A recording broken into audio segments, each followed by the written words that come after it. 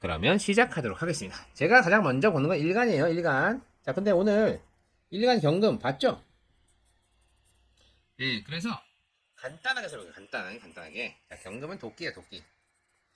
배어내는 역할을 하죠, 배어내는. 그래서 기본적으로 경금 일간 태어나시면 싸움을 합니다, 싸움. 그 싸움의 방향이 돈 싸움이든 머리 싸움이든 권력 싸움이든 그쪽으로 잘 하면은 사회적으로 성공을 하겠죠. 그렇지만 진짜로 사주에 금만 맞는 경우에는 진짜로 싸움만 하러 다니는 경우가 있어요. 그게 잘 되면은 뭐 올림픽이나 UFC나 뭐 이런 데서 성공을 하겠으나 그게 아니면 음지에서 진짜로 싸움만 하러 다니는 경우가 있고요. 사주에 토가 많은 경우에는요.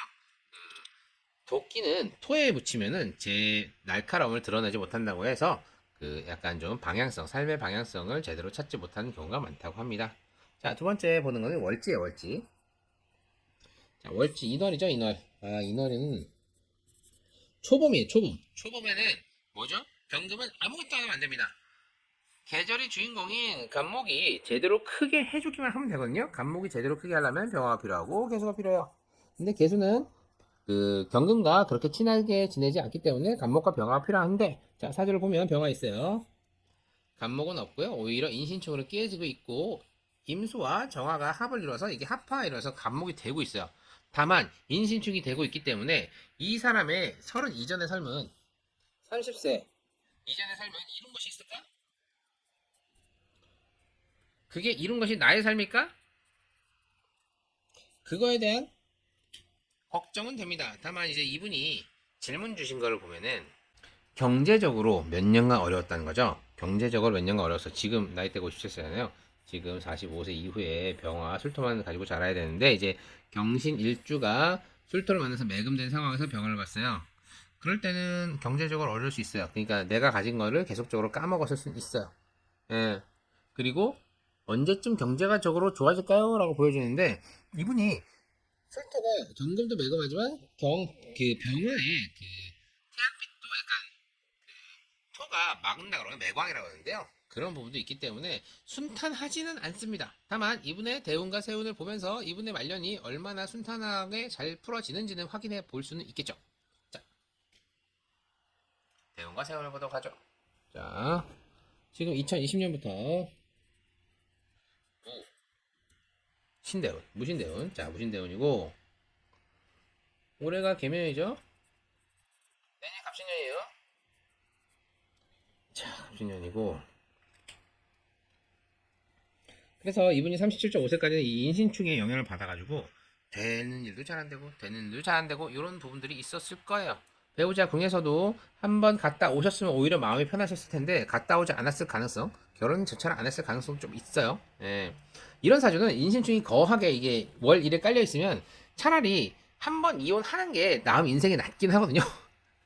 장단점이 있긴 해요. 근데 현대사는 그래요. 옛날에는 좀 이혼하면 좀 뭐 약간 좀 손가락 차고 이런 것도 있었지만 요새는 그런 거 없잖아요. 그래서 이분이 지금 약간 인생이 꼬인 이유가 거기서도 보여지기도 합니다.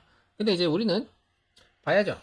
2020년부터 무신대운이었어요. 무토 자체가 들어오면은 경금한테 매금해서 이 삶의 방향성 자체를 상실하게 한다고 했죠.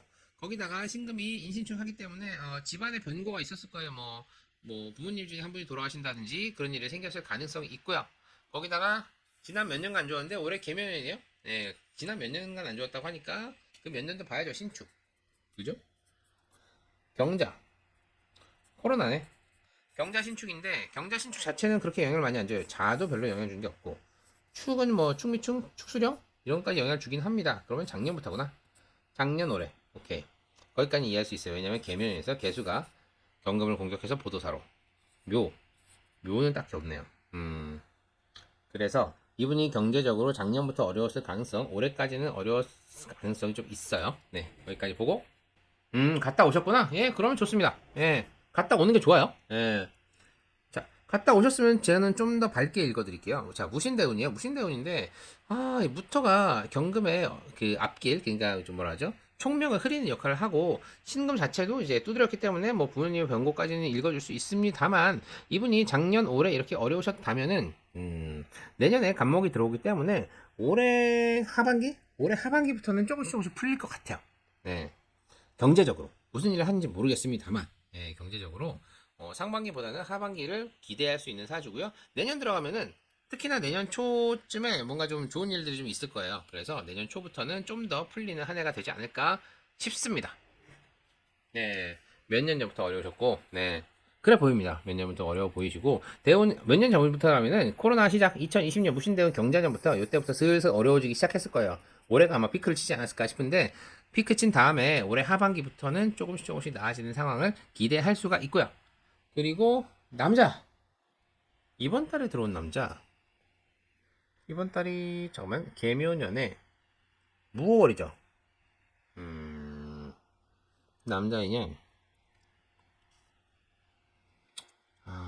남자이냐 무월이면 애매한데.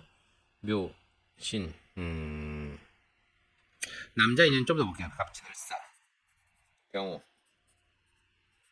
진짜 남자적으로 인연을 원하신다면 저는 2023, 4, 5, 6, 2026년을 권해드리고요. 그게 아니라 가벼운 만남이나 이런 거면 충분히 가능하세요.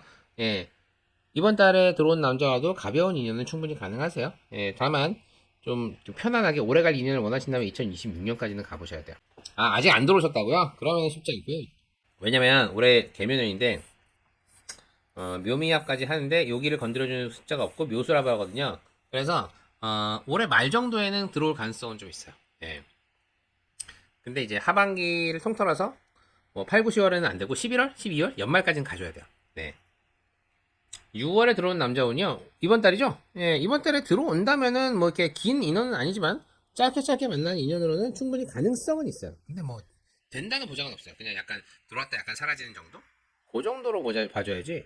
어, 말 그대로 뭐 썸이라든가 좀 연애라든가 이거를 논하려면은 올해 연말까지는 가져야 돼요. 네, 이번 달에는 들어와도 좀 이렇게 길게 가기는 좀 어려울 것 같고요. 근데 아직 안 들어왔다고 하시니까 아직 6월 10일이니까 좀 뭐 기다려볼 필요 있는데 좀 긴 일은 아닌 것 같습니다.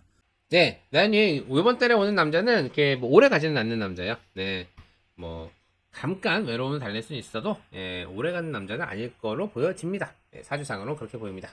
몇 년이요? 아니에요. 이번 달에 만난 남자 가지고 몇 년까지 논하기는 어려워요. 예, 몇 달 정도는 가능한데요. 예, 몇 년까지 가기는 좀 어려운 것 같습니다. 만약에 몇 년 갈 수 있는 인연을 원하시면 2026년까지는 가야 돼요. 그동안은 좀 들쑥날쑥 할 거라고 보여져요. 네. 예, 나인님, 참여해주셔서 감사드리고요. 구독과 좋아요, 알림 설정 꼭 부탁드립니다. 네.